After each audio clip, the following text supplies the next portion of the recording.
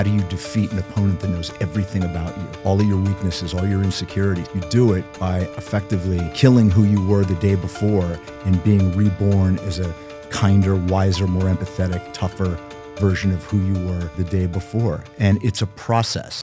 Welcome to Biohacking for the Executive Athlete, where high performance meets deep recovery and ambition is powered by coherence. I'm your host, Nicole Ward, Senior Vice President of Sales at Aon, board-certified health and nutrition coach, wellness geek, biohacker, and founder of the Sales Athlete platform.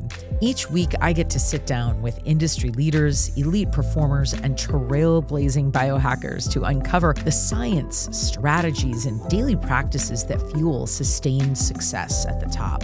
It's not just about pushing harder, it's about recovering smarter, thinking sharper, and performing better. Our energy is our edge, and this is your playbook for high performance from the inside out.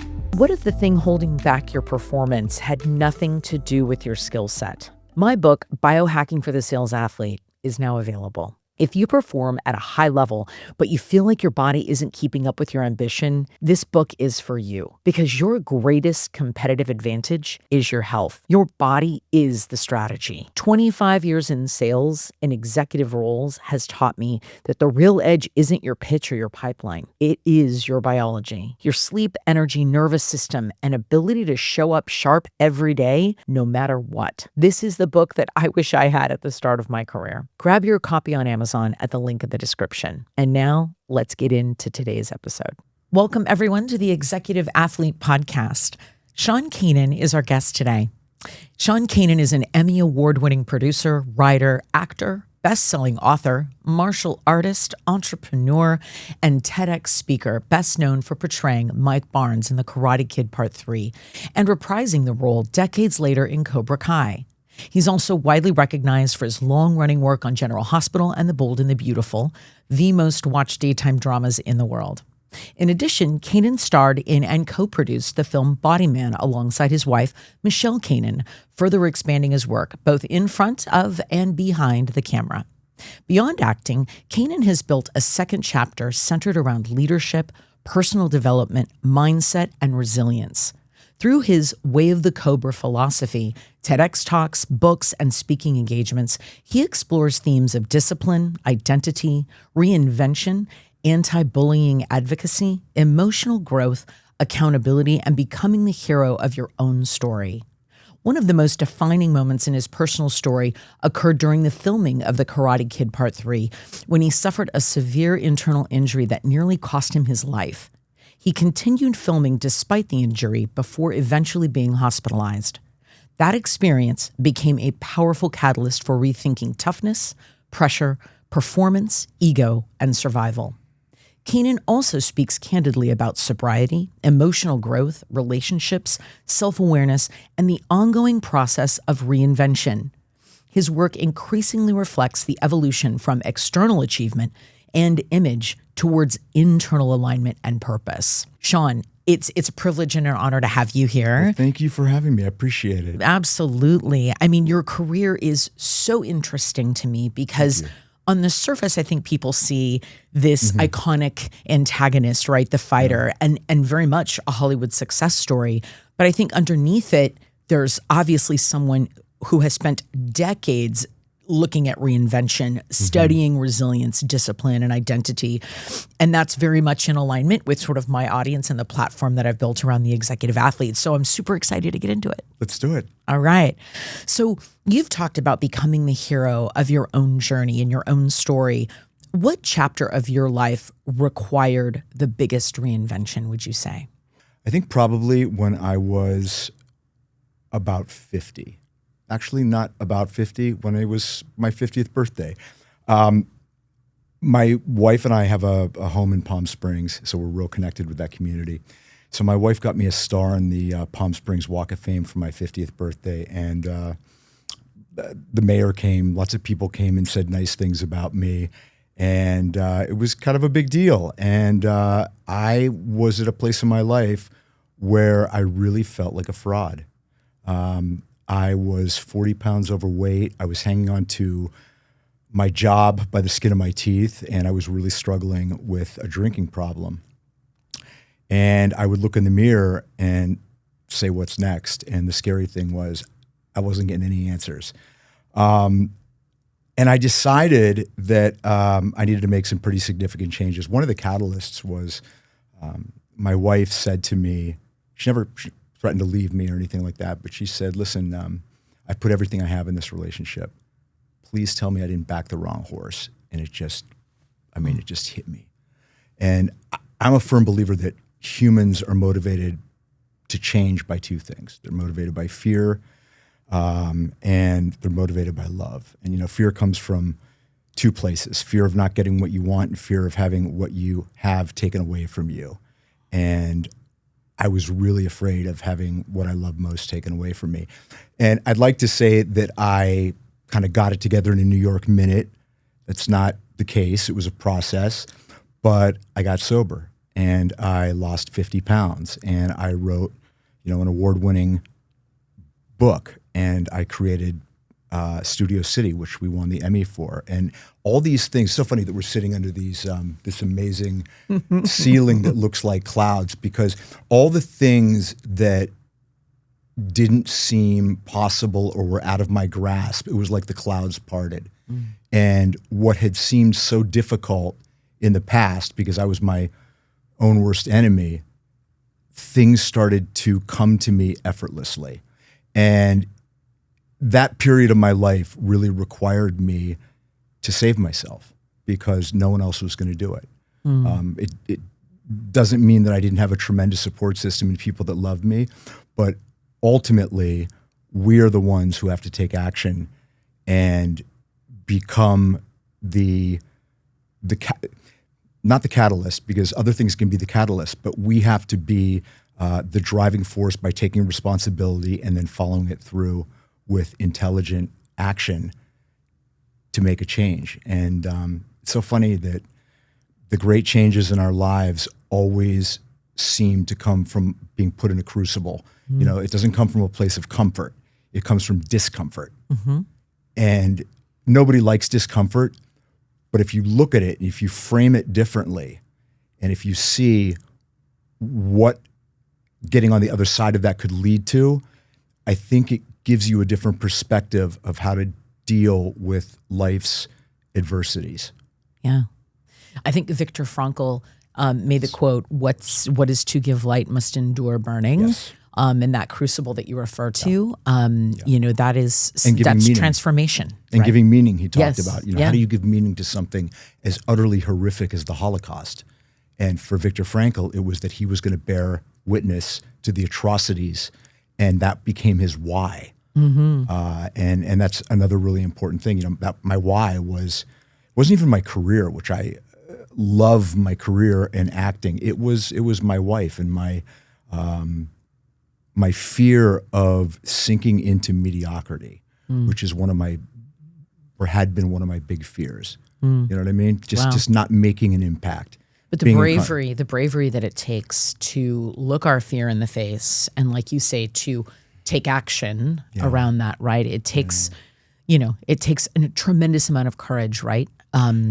It does, or a tremendous amount of fear of what the alternative is, But it's funny, I talk a lot about Joseph Campbell's hero's journey, and I believe it's really true that we are all set upon a hero's journey. Whether we fulfill the different phases of it is up to us, but I think that the becoming your own hero requires going into the cave and doing battle with the dragon, the monster, the demons. And yes. it's that great quote that he said. He said, the treasure that you seek lives in the cave that you fear to enter. And it's true.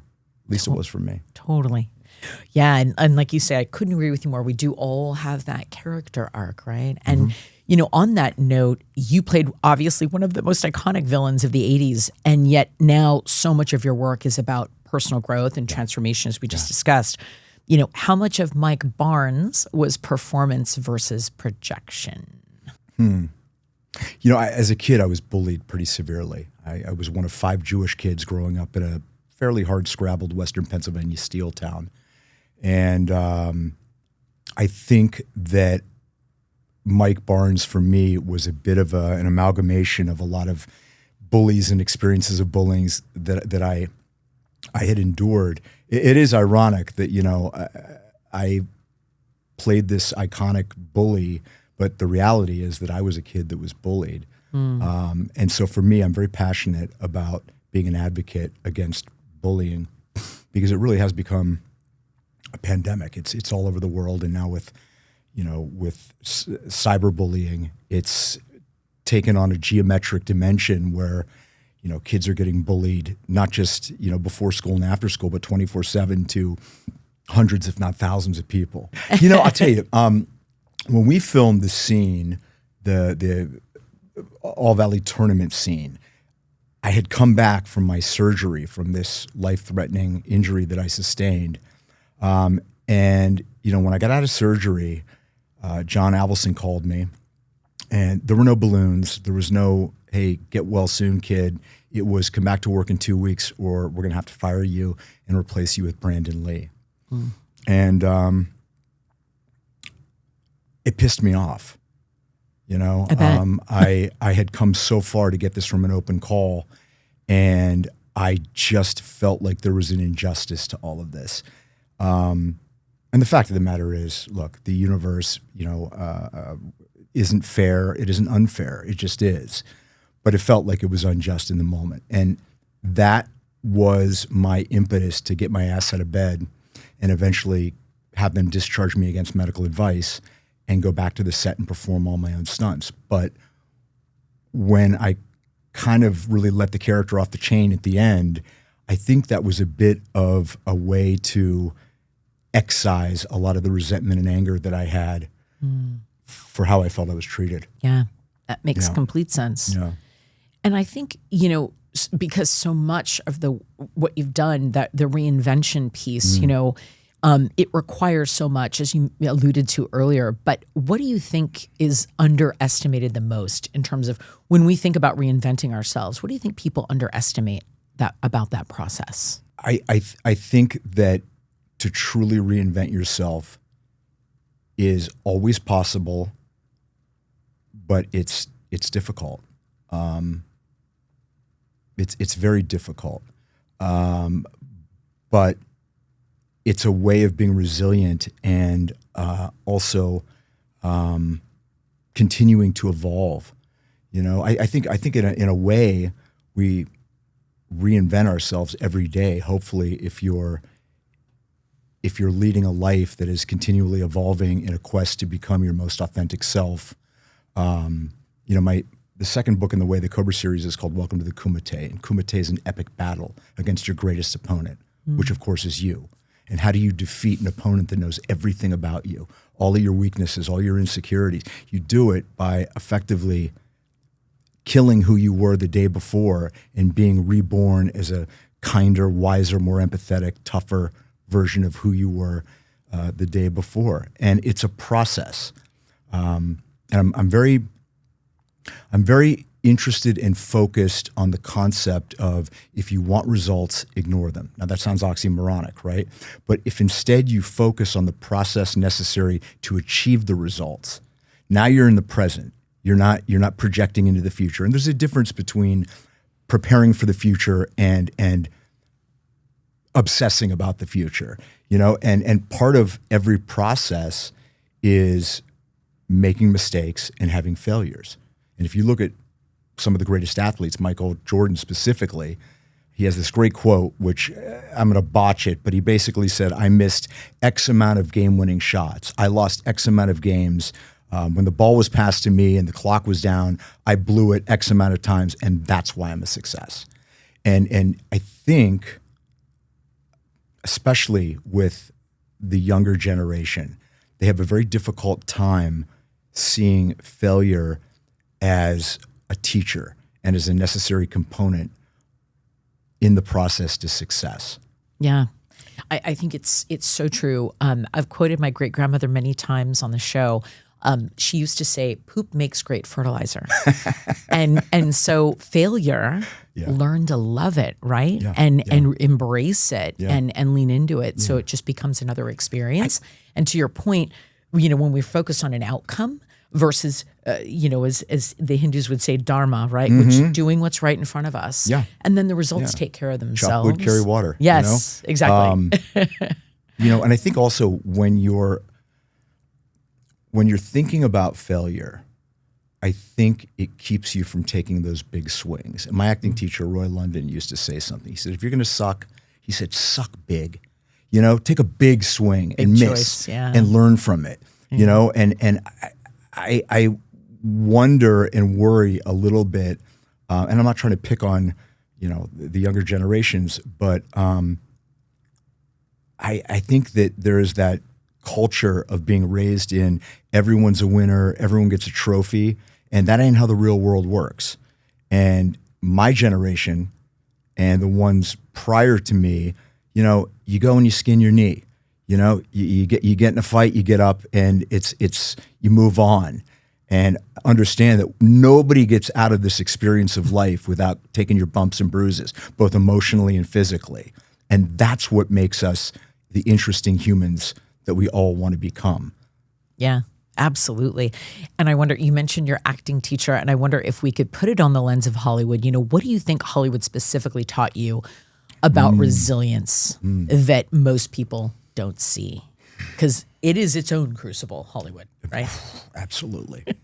My life started to change a lot. Getting sober was a monumental change in my life. But one of the biggest things that I learned, and I hope I'm not digressing, is for the longest time, I defined my happiness by when I was working as an actor. And as actors, most of the time, you're looking for work, not working. And if you define your happiness by the time that someone is giving you a job and you're in front of the camera, you are going to be an unhappy person a spectacular amount of the time. And so for me, a really big lesson was learning how to be happy when I wasn't doing that. And I had a whole tectonic shift inside where I call it meaningful happiness, which is the kind of happiness that comes from an internal barometer and it isn't dependent on external things like, I feel good when I'm eating something that's really good, or I'm getting validated, or I have money in the bank, or I'm having sex, or this or that. I call that filling the hole, WHOLE, because you can never make yourself whole that way. And it doesn't mean you don't have shitty days. It doesn't mean that life doesn't throw curveballs and fastballs high and tight at your head. It's going to always do that. But it's the ability to remain, I guess, it's funny, it's like Mr. Miyagi says, balance. It's a sense of balance because the only thing we can control ultimately is our response to external stimuli. We can't control what happens outside of us. Every time you try and control another person and assert your will on them, they recoil. You get the exact opposite reaction that you want. And so I guess I've learned to really focus on myself and not rely on other things making me happy. Doesn't mean I don't like nice things. Doesn't mean I don't like doing this, that, and the other. But it's how little do you need to still be happy? And then a funny thing happens. All those fancy things you want, they don't have the same importance, but ironically, they start to come to you. Isn't that the irony? Isn't that funny? Absolutely. Yeah. Absolutely. I couldn't agree with you more. And I think, there is this balance between being disciplined versus, taking it, too far, right? Where we become so stringent on things. Sure. How do you find that balance? There's a big difference between discipline and self-discipline. Self-discipline is the guy that gets up at 6 a.m. and goes to the gym. Discipline is the guy that has a personal trainer and will go, maybe he goes a little later in the day, but he goes because he's made the appointment with the personal trainer and needs somebody to impose a little external discipline on them. I am definitely someone that needs discipline for certain things. The gym in particular. I don't like the gym. I'm extremely busy and can come up with a lot of excuses not to do it, but I recognize that I have to do it. So I think it's important that you recognize what areas of your life are you really good with self-discipline. And I have some where I'm a beast, okay? Others where I need external help. Find the ones where you need the help and don't be afraid to delegate that to someone who can help you where you have, I don't know if you want to use the word shortcomings, but you need a little extra assistance to achieve what you know you need to do. Absolutely. And in the areas where you're strong, be there to help somebody else. Yeah, I love that. That is so wise and so smart and such a great takeaway. I think that's fantastic. And when you think about sort of your, your mental, emotional, and physical performance overall, what are your non-negotiables? Like, what are the things that are foundational for you from an overall health and wellness perspective? Well, I mean, my sobriety is. I don't diet, but I'm very cognizant of my weight. I have to be. So I've learned what I can eat and what I can't eat.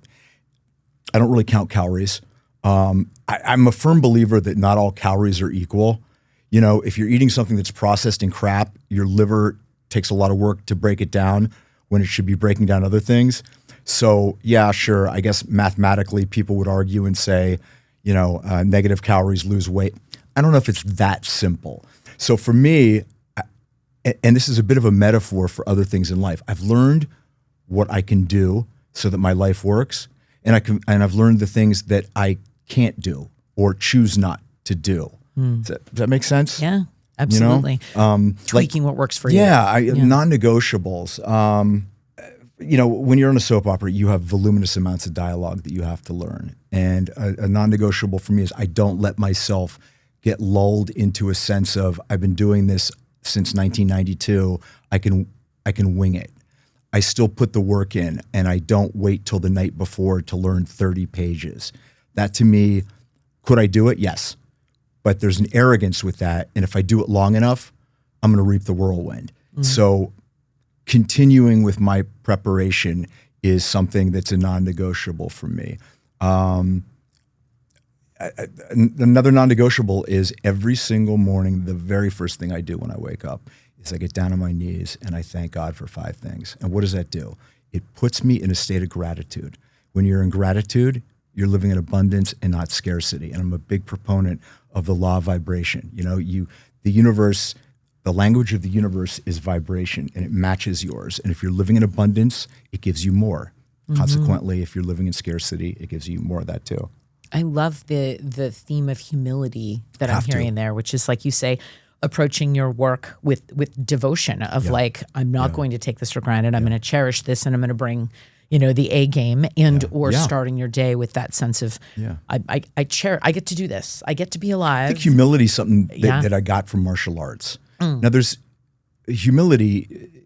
I'm not a fan of false humility. Okay. I don't like that. No. Yeah. But I'm a fan of just kind of, I guess the one thing that people say about me and they probably say a lot of stuff that isn't great too, but that I'm a pretty down to earth, normal guy to talk to. I don't know if it's because I've been doing this since when I came out here in '87, and I've learned that, especially in the entertainment industry, it's a marathon, not a 50-yard dash. I have this saying, sometimes you get to be the man, sometimes you're not the man. What does that mean? There are times I get to fly first class and jet around, and there's times I'm in the middle seat in the back of the plane. And you just have to kind of accept that in life, that's how things are sometimes. But if you let it grind on you, or you allow it to make you a victim or resentful, then it's really gonna impinge on your meaningful happiness. And so I think humility and empathy for other people is a way that really helps me stay in balance. Yeah, I get that. It's so important. And how would you say, how did you define success at 20 versus in your 50s? Oh, wow. It's so true that it changes and evolves, isn't it? I think in my 20s, success was probably defined a lot more by financial metrics, by where my career was, external things. And now in my 50s, I'm soon to be 60, it's internal things. It's the quality of my relationships. It's funny, I don't know if it's a cliche, but they say that about women, that women more than men define their happiness by the quality of their relationships. And I think they're onto something, because that to me is something that's really important. My relationship with myself, that's really big. You know, I can't stress, at least for me, what it feels like to look at myself in the mirror and know the guy staring back at me has integrity and character, and conducts himself in a way that, you know, I don't have to worry about what I did last night or what I said or this, that, or the other. You know, I know I'm a stand-up guy, and that to me is invaluable and has, you know, it definitely is an element of success.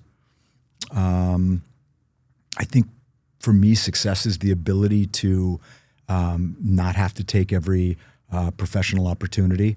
You know, I'm in a position now where I don't have to audition so much, and I don't have to say yes to everything.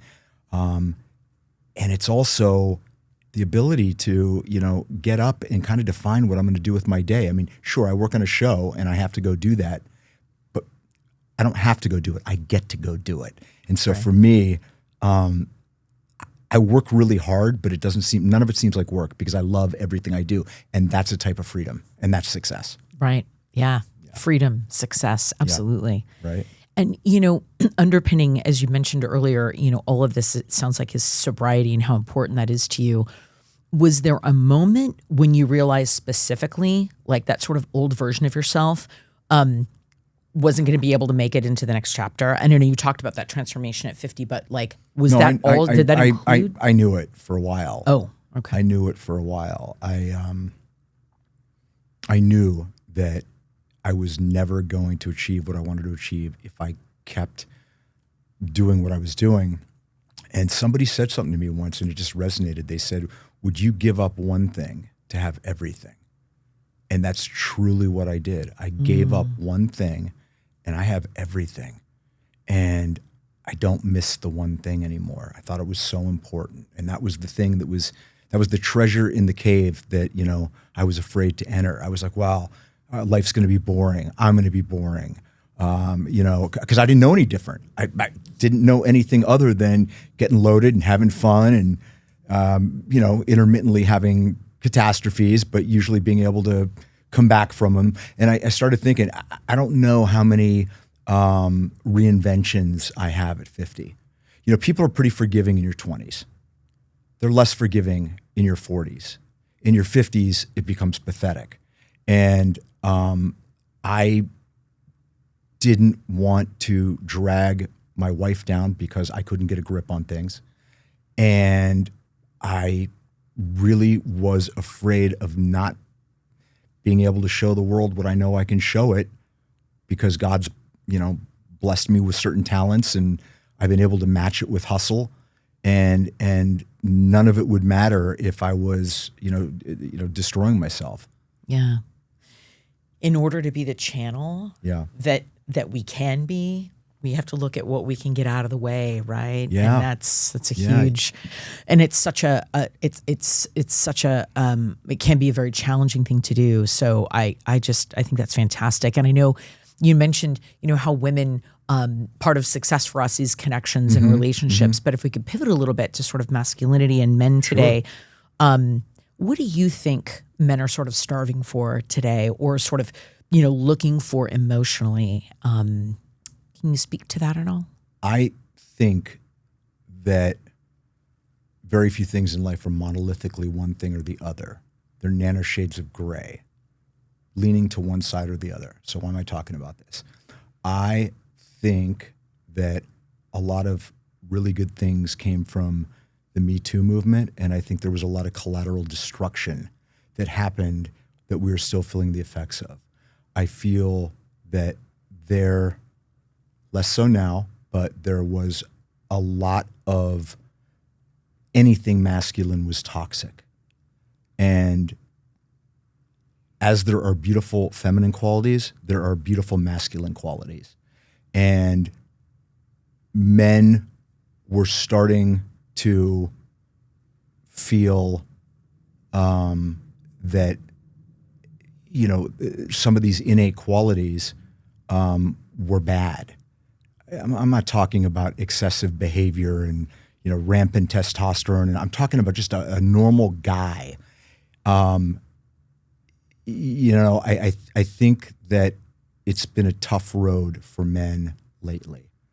I'm not a big fan of victimism. It's up to everybody to stand up for themselves, but it's a little hard when it becomes a zeitgeist of society, that there's a paradigm shift that is like a tidal wave.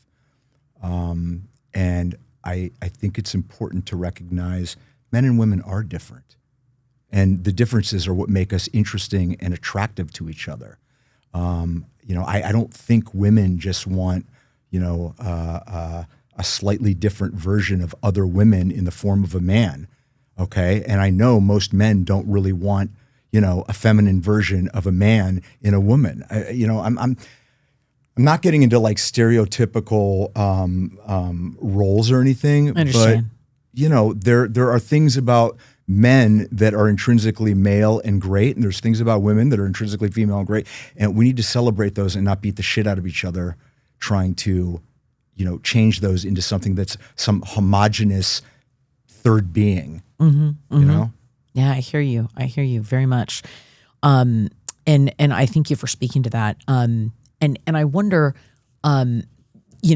pivoting slightly to your work and the philosophy and the books that you've written, are there underpinnings of that in your work that you could share a little bit about? Yeah, it's my first book was a cookbook. It was called The Modern Gentleman: Cooking and Entertaining with Sean Kanan, but it's really a hybrid book. It's a book with chapters to show men how to be the best version of themselves and to give women some insight into the male psyche.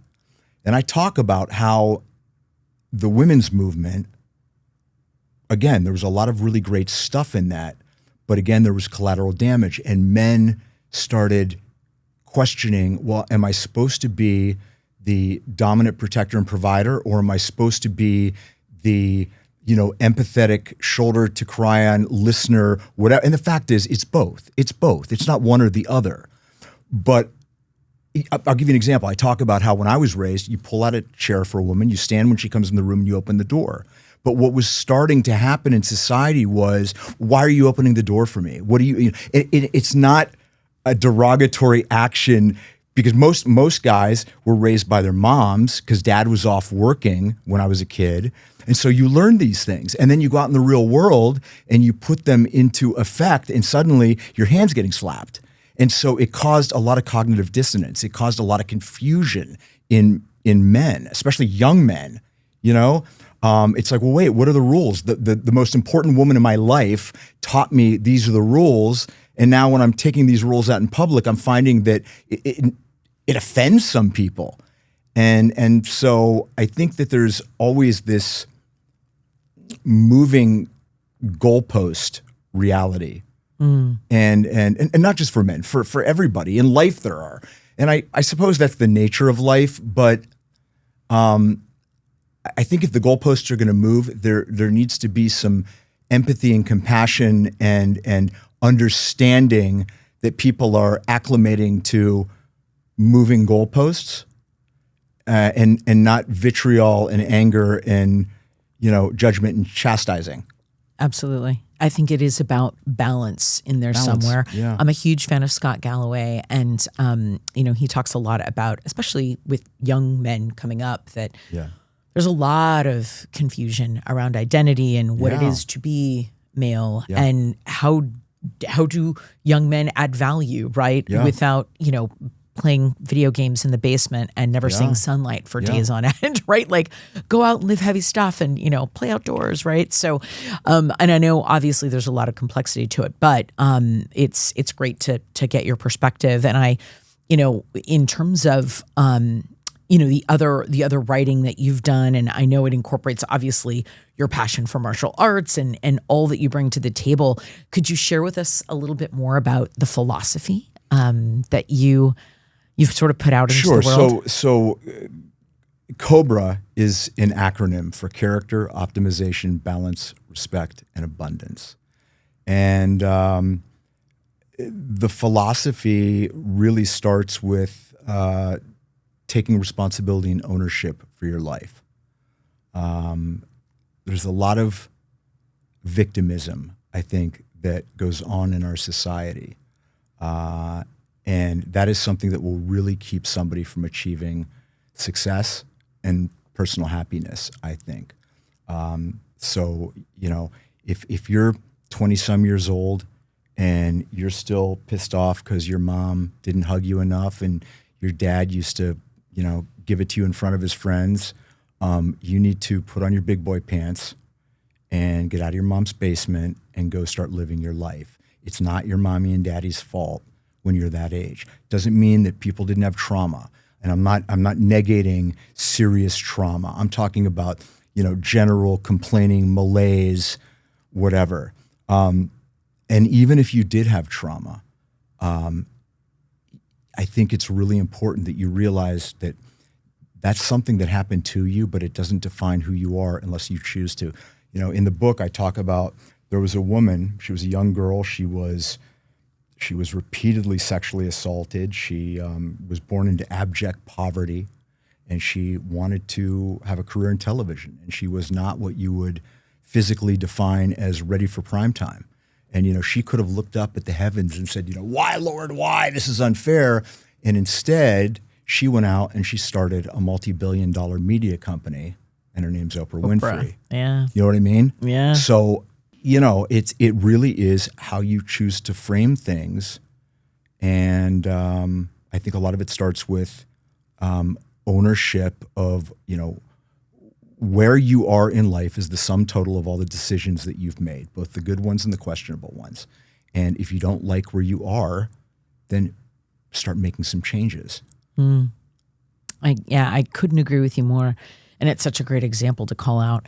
And I wonder if there's a lesson from martial arts, because a lot of the folks that listen to the show are executives or aspiring executives. And I wonder if there's a lesson from martial arts that you think applies to leadership, that you think is a transferable skill specifically. Yeah, one of the things I really like about martial arts is that as you move up in seniority and rank, you're expected to teach. And you're not teaching as a black belt. You might be teaching as an intermediate belt. You might make mistakes. You're still learning, but you're being put in a position of being able to start to teach. And I think the same applies when you're an executive. I mean, it goes back to that thing about process. Mistakes and failures will happen. It's how you deal with them and learn from them, and the story that you attach to them that determines whether they define you or you learn from them and use them as a stepping stone. One of the things I really love about martial arts, I remember when I first started, I never thought I was going to be able to do a simple front kick. I just couldn't get my leg up. I couldn't extend it. But with repetition and time and practice, it's now second nature to me, something that I never imagined I was going to be able to do. And, a lot of skills are not things that we innately have. They're things that we acquire through repetition and practice. And I think that's probably something that is a common denominator between martial arts and the business world. Mm-hmm. And I think also that in the business world, and this applies to martial arts too, to not always look at things as a zero-sum game. There are very few things in life that are a zero-sum game where you have to lose for me to win. Physical combat being one of them. But, if you approach, and I always try and do this in business, if I approach, how can I help you get what you want, or at least as much of it as possible while still getting what I want, rather than I have to vanquish you, because that's not the way that you build rapport and build relationships. And someone that might be an adversary today could very well be, an advocate and an ally tomorrow. And, Abraham Lincoln had this great saying, I destroy my enemies by making them my friends. And it goes back into framing. It's how you look at it, and applying that to martial arts. When you're sparring, it really is less about winning, but it's about how can you fight hard, but both you and the other person you're sparring with, how can you guys both learn from the experience? Because it's not combat. It's a training exercise simulating combat. Okay, so very few times does it have to be a zero-sum game. And if you come at things, life, business, always trying to make every situation better, still getting what you want, but not to the exclusion of the other person, lying bloody in the middle of the road. It doesn't have to be that way. Totally. Yeah. And I agree that we versus I, and approaching things from that lens is huge. And I wonder, do you think coming from a place, is there a difference between coming from a place of confidence versus coming from ego? And if what's different about those two? Well, ego is wrapped in fear. And fear, generally, I can only speak for myself, but whenever I find myself acting in a way that I don't like, and I actually did it yesterday, I yelled and was upset with myself for doing it. And when I really distill it down, it came from the fact that I was afraid of something not happening that needed to happen. And that's all ego. Confidence is kind of like the lion doesn't need to roar. You can walk in a room and own the room without having to assert yourself and impose your will on others. It goes back to that thing that I said about the law of vibration. One of the things I found when I got sober is that people wanted what I had, in the sense that, not materialistically, but they would look at me and people started gravitating towards me because I was giving off an energy of a guy that wasn't pursuing anything. It was coming to me, and there was a confidence and a balance tempered with empathy and compassion. And that's confidence, The other thing where you have to show everyone that you're the man, that's ego. A friend of mine said this thing, and I still think it's really brilliant. He said, the last thing the man is thinking about is being the man. Right. Just being. Yeah. Just being, like you say, just vibrating. If you're worried about, hey, are people going to perceive me as being a badass and the man, then you ain't a badass and you're not the man. Yeah.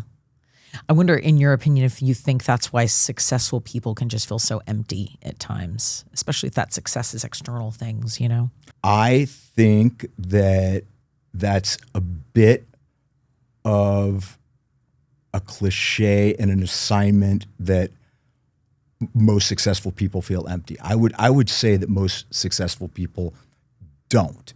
But if you're successful in business to the exclusion of the other areas of your life, then you're not a successful person.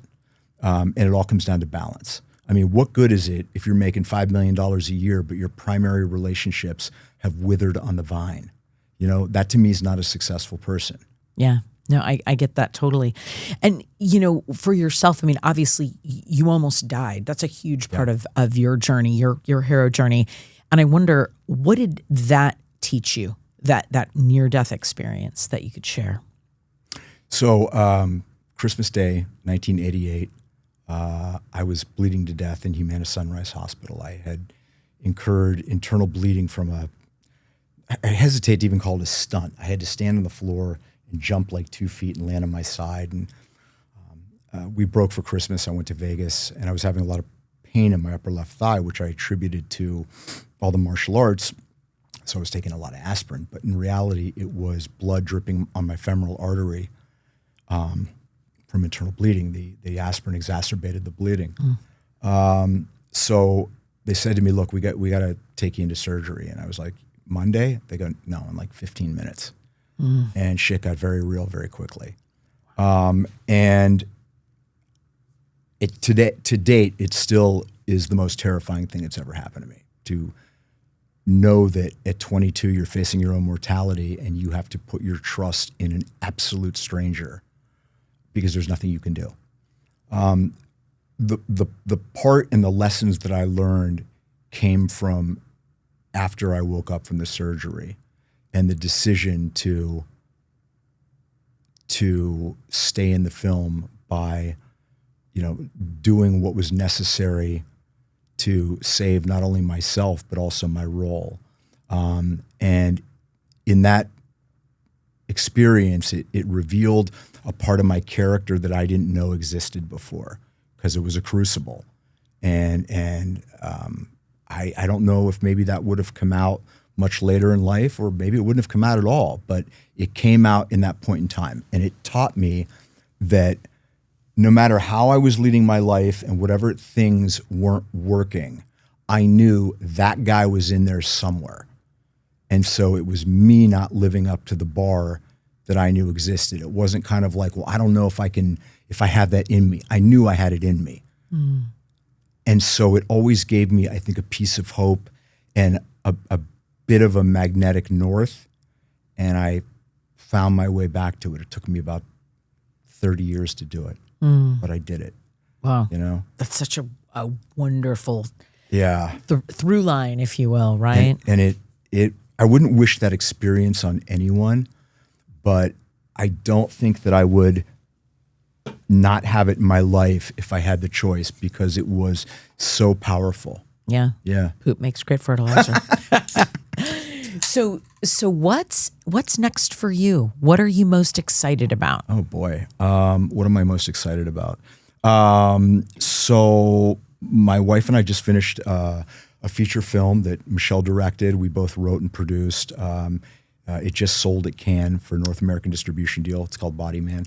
And we're in pre-production for our next film, which we're going to shoot either mid-July or August. And that's another film that we wrote and Michelle's directing and we're producing together. And I got tired of waiting for people to hire me.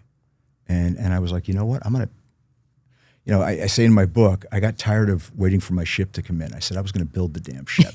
I just had to figure out how to do it. Build your own ship. Exactly. And I love kind of figured it out. And there is nothing like the ability to have cosmic input into your destiny. Do you know what I mean? Totally. I mean, it's not all me. Right. I mean, it takes a village. I couldn't do it without my wife and a lot of other people. But working together, we've figured out a way to do the very thing that we all, came out here to do. Yeah. And, if it's not happening for you on the terms that society is kind of set for the game, then change the game. Totally. Yeah. I love that. That's such agency, right? And sovereignty, which absolutely you've talked about, yeah. right? Yeah. And like you say, when you've got that vibration going, yeah. you're like, let's flow, right? Make stuff happen. It's absolutely. Like, it's like that. I'm a firm believer that when you jump with authenticity, the universe tends to catch you. Might not look like what you want it to, might not happen exactly when you want it to happen, but it catches you. Totally. Yeah. And what's it like working with your wife and being directed by your wife? Oh boy. My wife is Sicilian, but I'm the yeller. Is that possible? We call it like once a month we have a good bench clearer. We think it's really healthy because we just don't hold anything in, you know? There'll be some yelling, some screaming. By the way, we wrote a book called Cobra Couples, which won the International Impact Book Award for Book of the Year about relationships. That's great. Great. If you're out there and you have a relationship, even those of us that have written books about it argue. Yes. Yes. And I think it's healthy. It's just, how you do it and arguing with a sense of fairness, not maliciousness. Right. Yeah. And hearing each other, like the ears don't fall off, right? You're actually, yeah. I love working with Michelle. It's not always easy, and I'm not always easy to work with because we're both very passionate. But at the end of the day, we each have each other's best interests at heart and trust each other's skill sets, and our ships are sailing in the same direction. I think it's a real key to relationships. Love doesn't conquer all. Sure helps, but you need to have common goals. I call it your ship sailing in the same directions. But here's the caveat to that.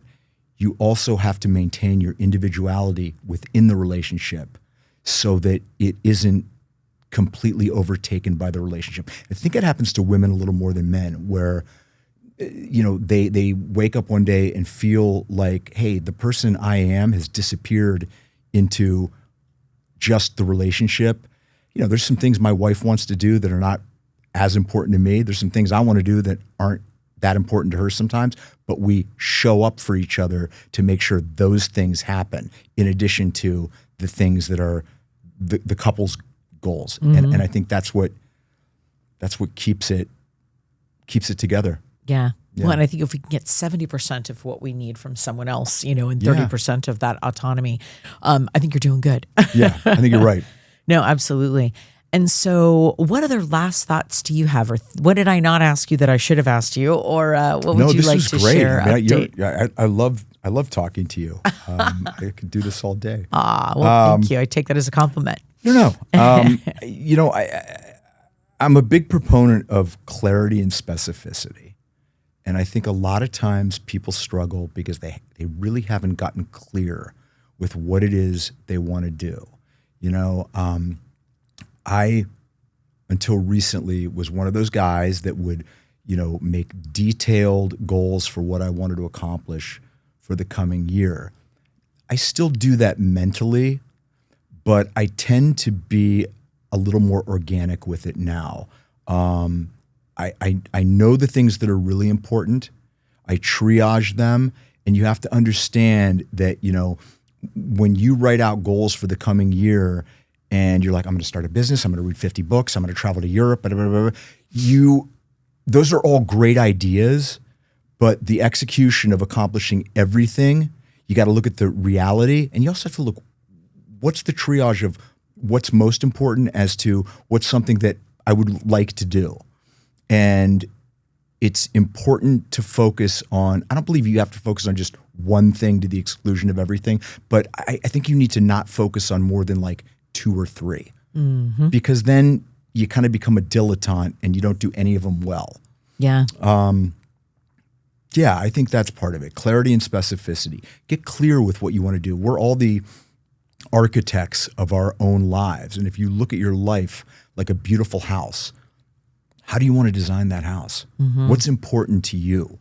You might like a room that's got a beat up old Barcalounger and a bunch of bean bags and nobody else thinks it's good looking, but you love that room because that's where you feel comfortable. Then go build that room. Yeah. Or you might want something that's a fabulous library with marble and blah, blah, whatever it is, go do it. Go architect your life. Mm-hmm. Yeah. Yeah. I think goals are so important, but to your point, I think there is that balance where we allow white space as well, right? Yeah. Putting the energy out there and going, these are some things that are important and I want to work myself towards this, but also allowing the space for things to evolve and show up. It's a dance, right? With acting, I tell a lot of my acting students that some of the very best acting is done when you're not speaking, when you're listening, being an active listener. And I think, and this is something that I'm saying out loud because I need to learn from it too, you need to listen to the universe a little more and not always feel the need to occupy it with activity, and sometimes just chill and see what comes to you. That doesn't mean doing that for extended periods of time to the exclusion of getting things done, but it's okay sometimes just to take a personal day and just kind of say, let's see what comes down the pike. Maybe nothing will. Maybe it's just about me recharging my batteries, or maybe something opportunistic is going to happen that I didn't anticipate. You get a call from an old friend, you read something that inspires an idea, whatever it is, and that becomes the genesis for your next great thing. Mm-hmm. But when we set a list of things that have to be done and lack flexibility with it, I think sometimes that's when disappointment and failure to achieve happens. And it's so this, right? I think, and I write about this a little bit in my book, but more isn't better. Better is better. Better's better. And allowing ourselves that space, which you just articulated so well, gives us the opportunity to actually drop in and go somatically. What's my body intuitively telling me, right? Or am I even listening to what's going on with the whole? I agree with that. And I just wrote something about our body as team. Like, I got a team over here. Oh yeah, like we're a team. And granted, this can drive, mindfully to some degree, but there's a whole system going on that if we allow ourselves, and you gotta let this catch up sometimes. Yes, exactly. Right now I'm training for this new movie I'm doing, and I'm training with these special forces guys doing close quarter combat, shooting and room clearing. Wow. And there's a massive number of skills to learn from that. I've shot guns all my life, but these are all new skills. And they keep saying, slow is smooth, smooth is fast. Because my natural inclination is to go, go, go. And when I slow down, and it goes for, just in life, slow down a little bit sometimes. And the things that seem difficult and illusory come to you. Yeah. I love that. Well, I literally could keep talking to you all day. So I'm so grateful for you to make the time and for all of the wisdom and the growth and the vulnerability of you sharing your journey. And it's just such a wonderful example of an amazing character arc. And you being, and recognizing we're all the hero of our own journey, and your willingness to share it, it's just an extraordinary example. So thanks for coming on, and thanks for sharing it. Absolutely. I hope we can do this again sometime. Absolutely. Thank you.